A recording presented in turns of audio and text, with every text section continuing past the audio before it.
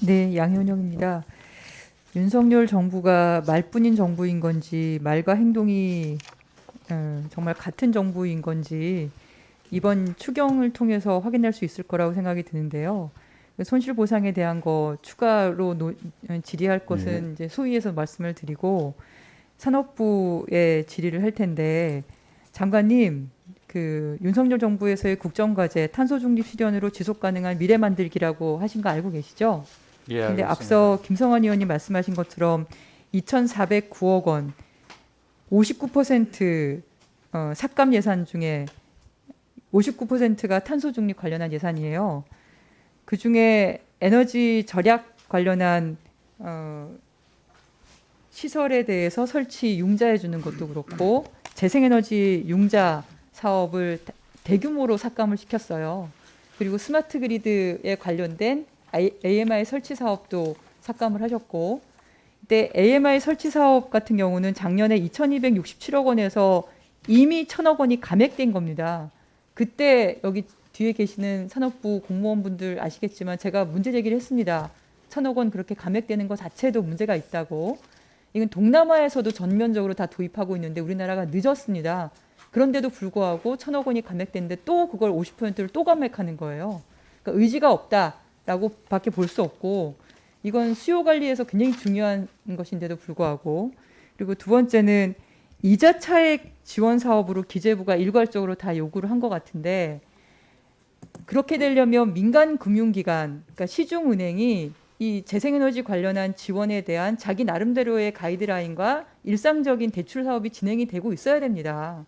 근데 현재는 태양광 발전 사업도 그 시설 자체가 담보가 안 돼요.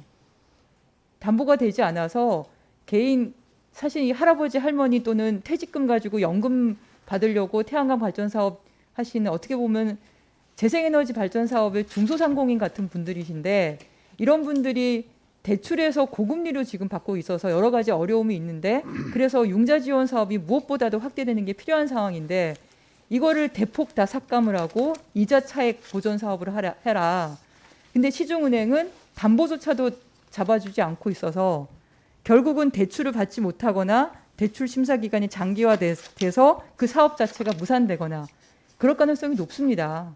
그래서 저는 이 건에 대해서 전격적으로 다시 검토를 하셔야 된다. 그 말씀을 먼저 드리고 자세한 것은 이제 소위원회에서 더 추가로 말씀을 예, 드리겠습니다. 간단히 어떻게 설명드려도 지금 되겠습니까? 어쨌든 경제 쪽으로 워낙에 전문가셨으니까 이 예, 건에 대해서 어떻게 생각하시는지 의견을 예, 듣고 싶습니다. 그 의원님 말씀 상당히 일리가 있고요. 그 AMI는 사실은 지금 올해도 집행률이 되게 좀 낮습니다. 그 예산 책정에 비해서 아마 제 생각에는 그 아마 AMI를 설치하기 위해서는 아파트 주민 동의도 있어야 되고, 그다음에 또 코로나가 또 이번에 또 많이 겹쳤고요. 그다음에 그 AMI에 들어가는 작은 반도체들이 있는데요. 반도체 부품난이 아시다시피 또 많이 있었습니다. 그래서 공급이나 수요 모든 측면에서 사업이 좀 부진한 상황이 있어서 AMI는 아마 그 예산이 좀 그 집행이 안 될 것 같아서 저희가 조정을 한 면이 있습니다.